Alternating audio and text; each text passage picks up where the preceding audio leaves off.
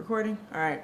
What is up, guys? It's your girl Brex, and I'm back. Y'all, I'm back. I know it's been a long little video, y'all. I miss y'all. Oh, my headset.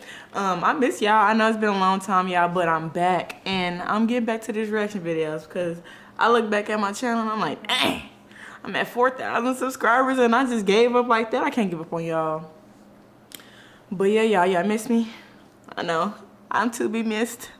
I missed y'all too, you know what I'm saying? But yeah, but today, guys, we're gonna do reaction to 77 minutes. And keep in mind, guys, this video is graphic, so if you don't want to see graphic stuff, click off. Excuse me.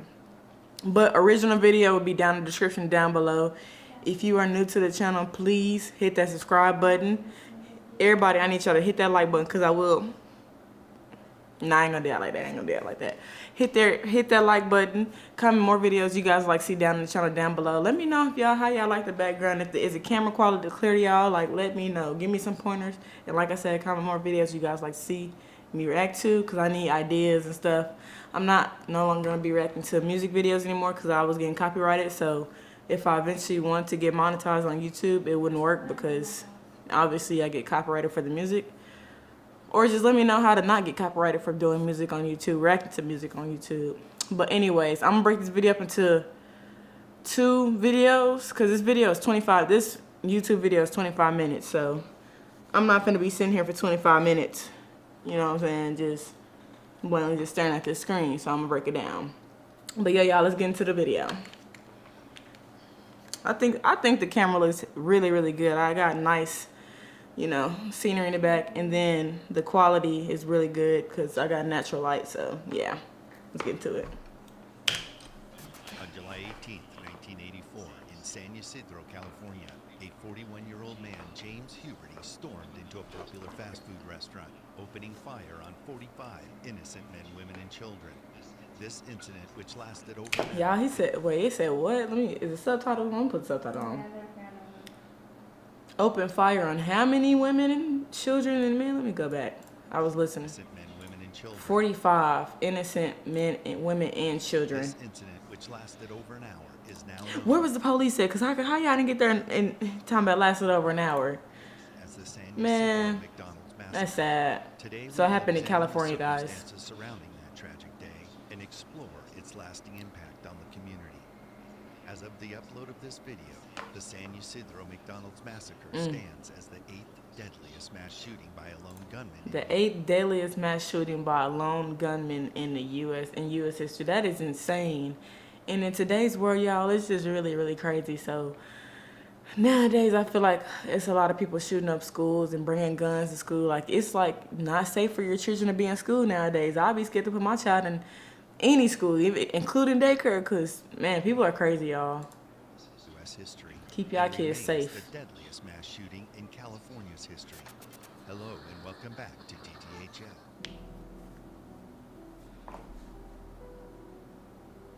Let's skip. And his sibling in a religion on October 11, 1942. His father worked hard to provide for the He was an family, unk. while his mother focused on raising him and his sibling in a religious household, attending the local United Methodist Church. At just 3 years old, He was raised up in the church, y'all, but that still don't mean nothing. People still be out here doing crazy stuff. he contracted polio, which left him with a lifelong limp. Despite wearing leg braces for years to help him Polio. the disease had a lasting impact, resulting in a permanent limp that stayed with him. What would have went? In 1950, at the age of 8, a significant event reshaped their family dynamics. His father bought a farm in Mount Eaton, Ohio, but his mother declined to join them. Instead, she pursued a separate path as a Pentecostal missionary in Tucson, Arizona, leaving her family behind. This sudden abandonment affected him. So he basically had no mama growing up. As a child, he was Just him and his dad and his siblings, I'm sure. with few friends. He was fixated on target practice and became a skilled marksman. By his teens, So you telling me he was growing up around guns and practicing with guns, shooting targets and stuff. Then use the people as targets that he didn't kill, sadly. R.I.P. to all them people that was a died. self-taught gun repair and modification expert. However, his awkwardness, strict religious upbringing, and preference for solitude made him a target for bullies in high school. Despite this, That's how I be he earned starting. average grades and graduated in the middle of his class in 1960. He began his undergraduate studies in sociology at Malone University in 1962, but soon switched to the Pittsburgh Institute of Mortuary Science. He excelled there, earning his funeral director's license, graduating with honors in 1964. He furthered his expertise by obtaining his embalmer's license 3 years later, which enhanced his earning potential as a funeral director. By 1965, he had married a woman he met at Malone College and began working at a Canton, Ohio funeral home, showcasing his embalming skills. However, his shyness made client interaction difficult. He later left his job as a funeral director and embalmer. I ain't gonna say so. He was a weirdo. He was a weirdo. Welder for 2 years. After that, he received a better paid Didn't position at a socialize with different people. company, which allowed a promotion and a better salary. By the mid-1970s, he was financially stable, and he and his wife moved into a 3-bedroom home in an affluent neighborhood. However, in the winter of 1971, the home was demolished following a house fire. Dang. Despite losing their home, he and his wife bought another house on the same street, built a 6-unit apartment building on their own property, and had 2 daughters in 1972 and 1974. Huberty did have a history of domestic violence against his wife and daughters. In one incident, his wife reported him to authorities, citing a severely injured job, but later And did she go back? downplayed the Oh, assault. yep. Despite her efforts to get him to seek counseling, It'd be hard for these women to get out of domestic violence he relationships. refused therapy. Be thinking On it's one okay. occasion, his wife stated that she had gone to great lengths to manage his temper, anxiety, and paranoia, avoiding confrontations and controlling his behavior to mitigate the situation. To his neighbors, he was known for being moody, short-tempered, always fixated on his guns and harboring grudges. Always fixated, how do you say that word, on his guns and harboring grudges. I guess that means holding grudges. That is sad. You know, it's crazy. A lot of people nowadays hold grudges on just, people in general. So, and then he grew up around guns, shooting guns. So you already know where this is going. He was known Obviously for from the having a title. violent temper, lashing out violently at perceived wrongs, whether warranted or not. Neighbors even stated that their disputes with him even led to his arrest for disorderly conduct on one occasion. He was also known as a conspiracy theorist and survivalist who believed the government was out to get him. He also thought a catastrophic event like economic collapse or nuclear war was imminent and society would soon collapse. To prepare, he stockpiled food and amassed an arsenal, turning his home into a That bunker is ready for the insane. apocalypse. He was That is insane. All them guns. Jesus, 1, 2, 3, 4, 5, 6, 7, 8, 9, 10, 11, 12, 13, 14, 15, 16, 17, 18, 19, 20, 21, 22, 23, 24, 25, 26, 27, 28. And then I'm pretty sure he got more guns on the other side. 28 guns so far. Let's see, that's enough for the military at this point. And look at all that ammo. You got magazines on the left side, and then you got whatever that is on the right. Probably more magazines for these LMGs and all types of stuff. Like, convinced was coming.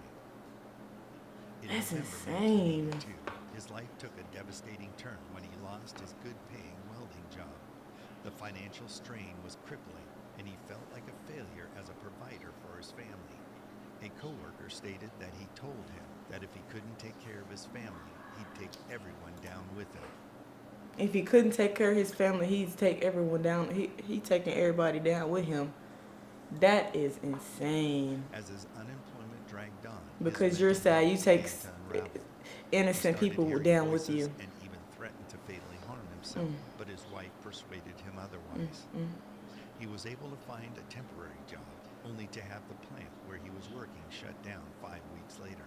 He just couldn't have no luck with Unable jobs. to find permanent Dang. employment in Ohio, they sold their apartment building in the spring of 1983. Shortly after, he was in a car accident with one of his daughters, leaving him injured.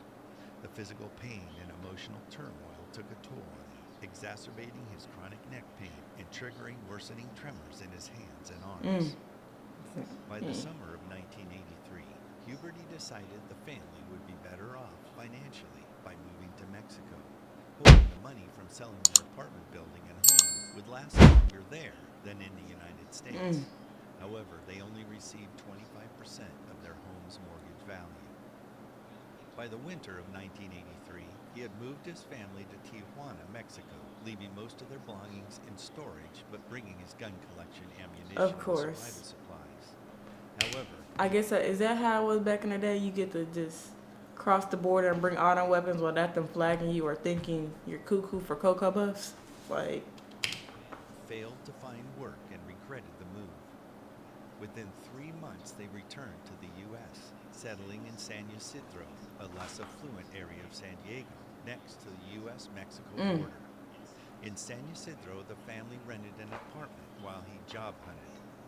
His rudeness to neighbors and annoyance at being the only Anglo-American family. so more to say he was surrounded by, a lot of Hispanic He people. completed a security guard training course in April of 1984 and got a job in Chula Vista. The money he made allowed the family to have their furniture shipped from Ohio, and they moved into a 2-bedroom apartment on Averill Road that same month. However, on July 10th, Huberty was fired due to poor performance and perceived He physical just ain't catch a instability. break with these jobs, bro. On July 15th, 1984, Huberty confided in 2 his days wife prior to the about his massacre. growing concerns over his mental well-being. 2 days later, he called a San Diego mental health clinic and sought professional help. So 2 days before the massacre, y'all, he called a mental institution 2 days before that, trying to at least seek out some type of help because he knew he had mental issues and he knew that something was wrong with him. Leaving his contact information with the receptionist. So basically nobody got back to him.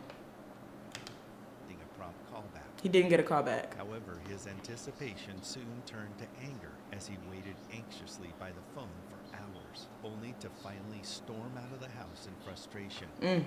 Unfortunately, a simple clerical error.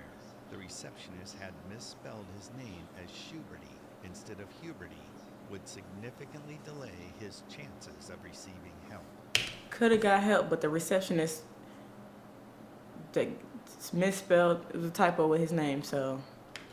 Furthermore, the clinic, unaware of the gravity That's of so the sad. situation, mistakenly labeled My bad his for pausing it, but to think that this probably would never happen. It probably would never happen if he, if they actually gave him the help that he needed. But keep in mind, they spelled his name wrong. So he just kept waiting and waiting and waiting and waiting and probably got no call back. as non-crisis and placed it on the 48-hour callback list.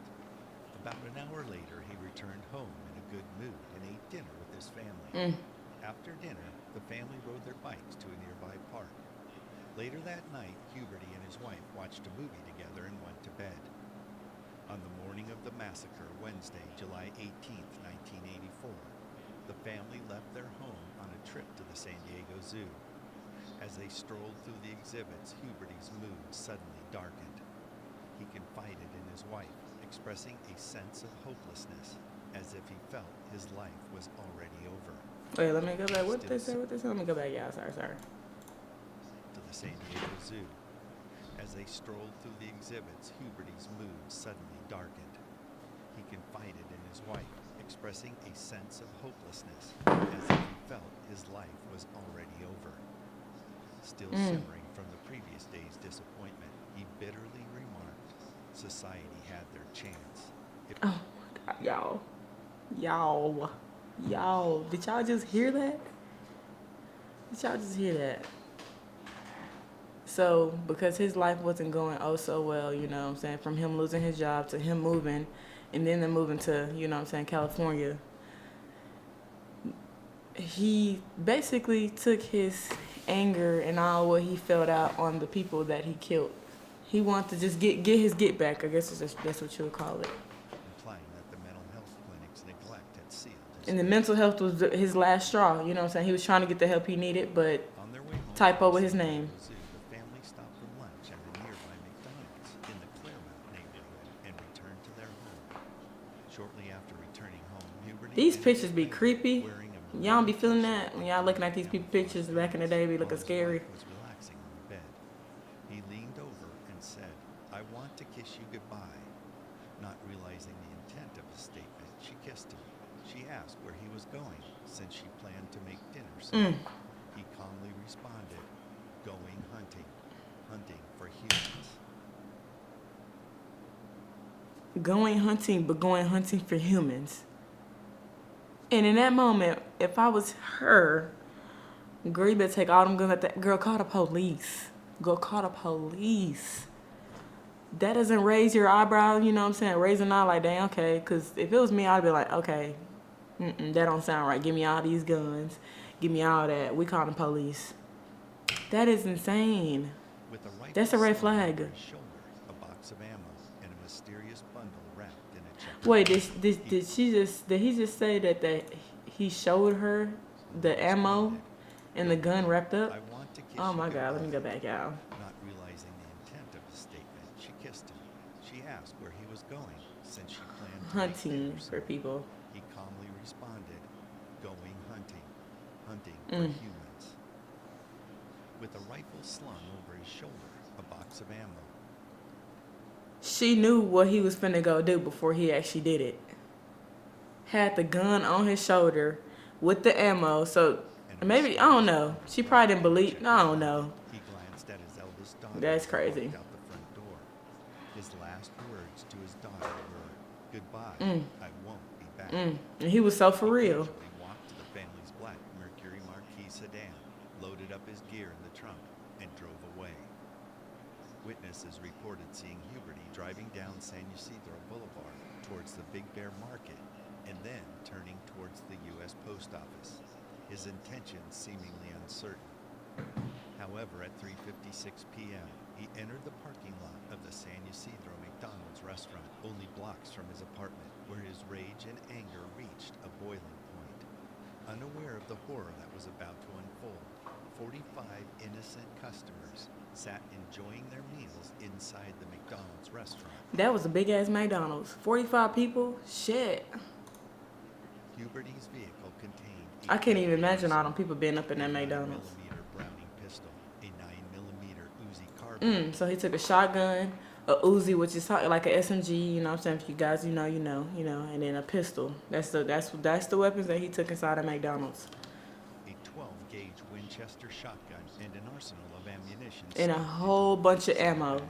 stuffed in a bag. Huberty then burst into the restaurant, aiming his shotgun at a terrified employee. Oh, Lordy. Whew, Lord, y'all, this gives me chills.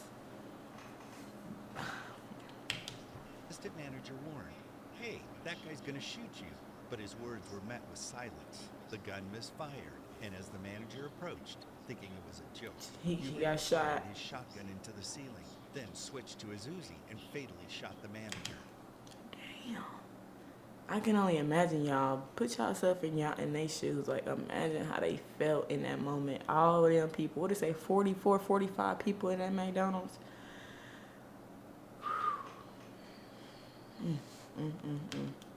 The So I'm going nowhere then now. turned Stay in the and house. Fired his shotgun at the employee, wounding him, while he shouted, "Everybody on the ground!" He unleashed a hate-filled tirade, targeting a specific group and hurled accusations before shooting victims. He falsely claimed to be a Vietnam War veteran, later proven to be false, and made exaggerated and disturbing claims about having already killed many people, with more to come. When a customer pleaded for mercy, I guess the names that are popping up on the screen are the people, the names obviously in their age. and fired 14 shots, screaming, "Shut up," with every pull of the trigger. As people fled in terror, the gunman targeted a group of 6 women and children. He fatally shot a young girl, then unleashed a hail of bullets on another, striking her multiple times and wounding Oh her my sister. gosh. The bullets also fatally hit a young girl, protected These by kids the were father so of the young. who tragically sacrificed her own life to shield her niece. Then an innocent infant who was sitting next to his A mother's baby. body sat up and began to cry, was fatally shot, leaving only one survivor in the group. Then the gunman turned and fatally shot a truck driver, and then targeted a family near the play area. Despite the father's efforts to shield his son's friend, the boy was hit multiple times but miraculously survived. The father struck 6 times, suffered devastating injuries, but survived. while his wife and son were fatally shot. Damn. In a nearby booth, And to think, y'all, where was the police at? Tell me. Because do y'all know? Because where the damn police was at?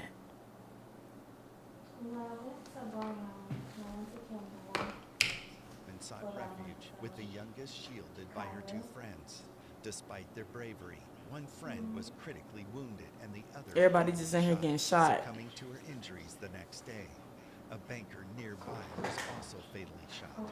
Shortly after 4 p.m., the first distress call rang out. First call got sent out for the somebody that was in there. Of emergency They called the responses. police.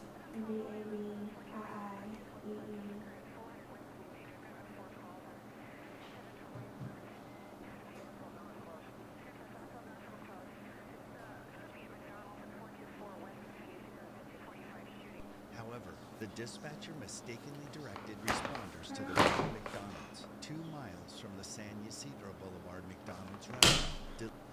So when the damn first responder, or whatever you call it, whatever you want to call them, people that be answering the phone when you call 911, thought it was the wrong McDonald's. All these innocent people that died because little mistakes like this.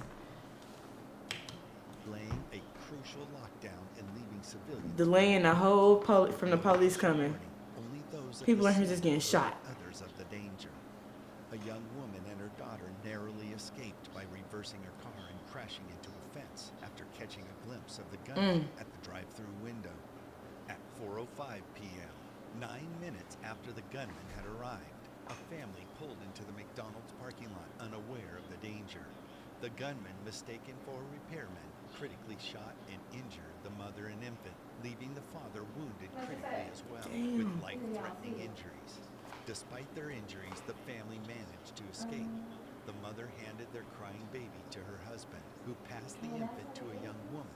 She rushed the baby to safety at a nearby So the baby was, hospital. you know what I'm The saying? father tended to his critically wounded wife and himself, just managing to get them to a nearby building. Miraculously, all 3 survived.